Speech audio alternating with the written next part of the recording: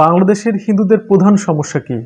দেশান্তর, ধর্মান্তর, আরও অনেক কিছু বলা যায়। কোনটা আসলে বাংলাদেশের হিন্দুদের প্রধান সমস্যা? আমার মনে হয়েছে বাংলাদেশের হিন্দুদের প্রধান সমস্যা দেশান্তর। তারা বাংলাদেশ ত্যাগ করে অন্য দেশে চলে যাচ্ছে। তারা বাংলাদেশ ত্যাগ করে বিশেষত ভারতে চলে যাচ্ছে।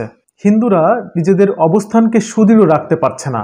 একটি হিন্দু জনবহুল গ্রাম দেখবেন কয়েক দশকের মধ্যে হিন্দু সংখ্যালঘুতে পরিণত হয়েছে।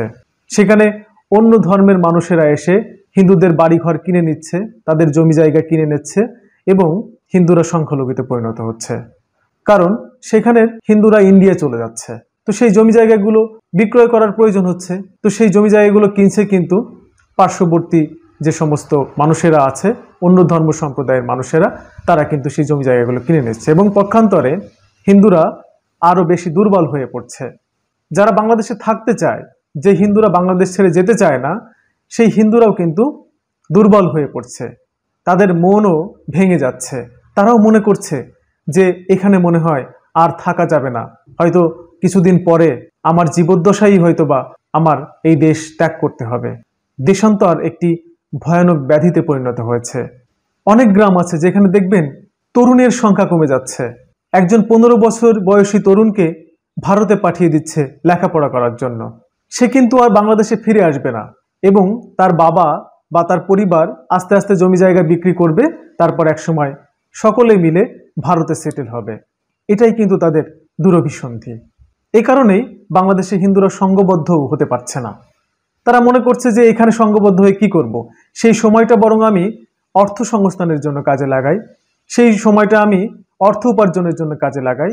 আমরা এই সভা সেমিনার সংঘবদ্ধ হয়ে আসলে আমাদের খুব বেশি কাজ হবে না, বরং আমি তো ইন্ডিয়া চলে যাব। ইন্ডিয়া আমার জন্য সেফ জোন। আমি ইন্ডিয়াতে গিয়েই ভালো থাকবো, আমি ইন্ডিয়াতে গিয়েই যা করার করব। আমি বাংলাদেশে এখন আপাতত একটু থাকি, যতদিন পারি ততদিন থাকি, আমি কোনো রকমভাবে বাংলাদেশে সার্ভাইভ করি, তারপর একসময় আমি ইন্ডিয়া গিয়ে ভালো থাকবো। এই কারণে তারা বাংলাদেশে ভালো থাকার জন্য যে সমস্ত প্রচেষ্টা করার দরকার ছিল, সেই প্রচেষ্টাগুলো কিন্তু তারা করছে না এবং দিন শেষে সংঘবদ্ধ হতে পারছে না।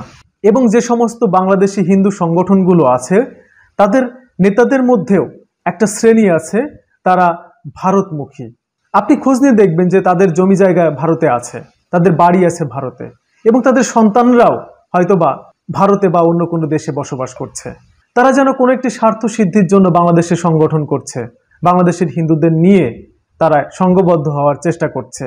আসলে কতটুকু হচ্ছে বা কতটুকু পাচ্ছে সেটা আপনারাই বিবেচনা করবেন, কিন্তু এই বিষয়টি কিন্তু আমরা দেখতে পাচ্ছি। বাংলাদেশের হিন্দু রাজনীতিবিদদের মধ্যেও এরকম প্রবণতা কিন্তু দেখতে পাওয়া যাচ্ছে। তো আমার কাছে মনে হয়েছে বাংলাদেশের হিন্দুদের সংঘবদ্ধহীনতার জন্য প্রধান যে অন্তরায়, সেটা হচ্ছে দেশান্তর। দেশান্তরই বাংলাদেশের হিন্দুদের প্রধান সমস্যা। যদি দেশান্তরকে রুখে দেওয়া যেত, তাহলে বাংলাদেশের হিন্দুরা বাংলাদেশে থাকার জন্য লড়াই করতে পারত, বাংলাদেশে তাদের অবস্থানকে আরও সুদৃঢ় করার জন্য প্রচেষ্টা করে যেতে পারত।